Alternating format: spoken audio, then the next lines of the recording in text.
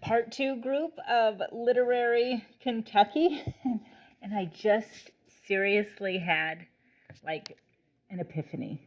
Well, a big moment. I have big moments a lot, and I just had one like 15 minutes ago. I almost got right on camera right after the moment, but I didn't.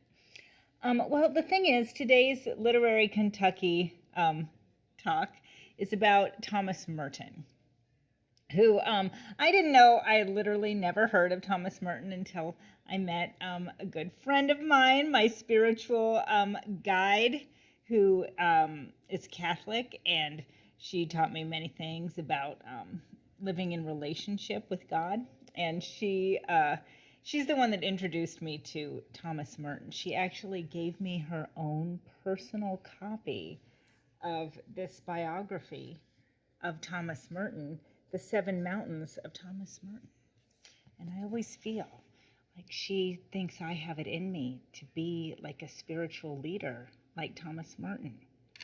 And I just, I really, I really think a lot about the concept of humility, because on the one hand, I'm like, I don't want to be humble. Like, I have to feel empowered.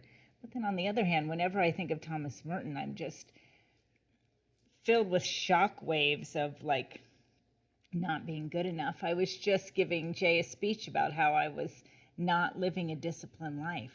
Like Thomas Merton, this is Literary Kentucky because he went to, when he became a monk, he went to a monastery in, I think, Louisville, somewhere in Kentucky.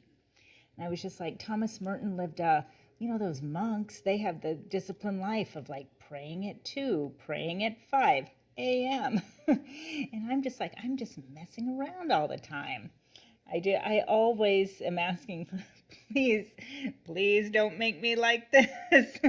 So I guess it is humility. I guess you do need that, because it's not going great with my spiritual leadership. I'm so far from being Thomas Merton, who was he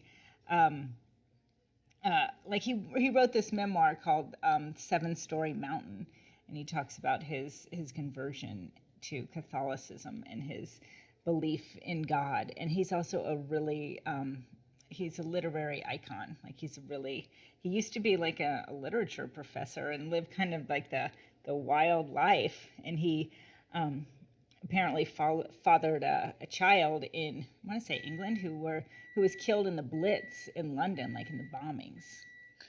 And then, interestingly, he is also, everything always comes back to old sex. He breaks his vow of celibacy. I've read some of his journals, and I can't remember what happens, but he has to go to the hospital, and he falls in love with his nurse. And they eventually sleep together. And he thinks, like, do I want to go back to the monastic life, or do I want to go with M? And he goes back to the monastic life. Anyway, he's a beautiful writer, interesting person, and there are a couple things, like he was bridging the gap in the late 1960s between Eastern and Western spirituality, and he was killed in Bangkok by being electrocuted in his hotel room. I want to say he dropped his hairdryer. No, I don't think he was like bald. I don't know. Something happened with the bathtub. So he died under kind of mysterious circumstances. So anyway, and then I also learned from Thomas Merton, like, I've just come so far the last few years in my theological studies. Like, it's hard to believe, again, the depths of my ignorance, especially someone like me who grew up in the church. How could I have not known anything? But in one of Thomas Merton's journals, he talks about he goes to this monastery, and the abbot, he says his theology is Pauline.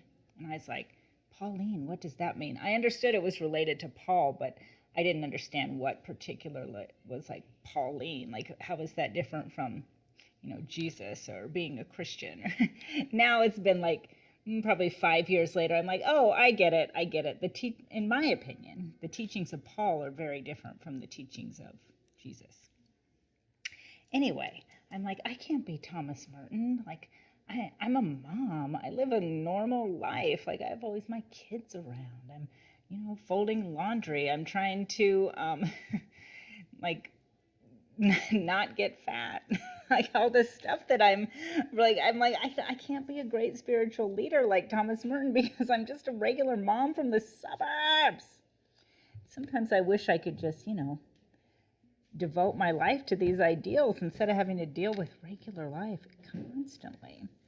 But then I was looking for the 7-Story Mountain, which I thought I had. But anyways, I was like, well, I'll show another book to my group, which is My Life with the Saints by another of my favorite theologians, Father James Martin. Again, I didn't know anything. I didn't know, like, you put your initials of the order you belonged in as Society of Jesus, like Jesuits. And I just learned all this stuff within the last 6 years. Anyway, he's talking about his favorite saints, and I open it, and I'm like, he talks about Thomas Merton, doesn't he? I read this several years ago, and he does. He's one of them. Then I look, what's this called? The epigraph. It says, "For me to be a saint means to be myself." Thomas Merton. So then I was like, oh, maybe it's okay that I'm, just a suburban mom trying to do all this and literally always failing, you guys. So it's just a little more serious. I don't know.